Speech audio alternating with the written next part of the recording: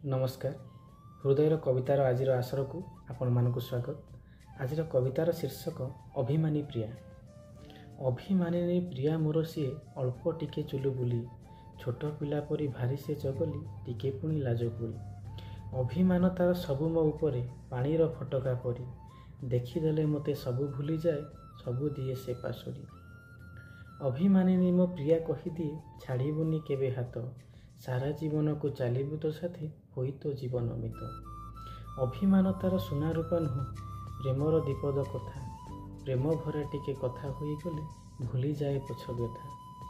कई कई होई कांदी कहीदिए ता मनर सबु कथा, छाती आउजी देले ताकू टिके भूली जाए दुख व्यथा। छाईटीए परी रहे मोर साथी सबु दुखे सबु सुखी, सारा जीवन को हाथ धरी तार चलवा को कुहे मिते।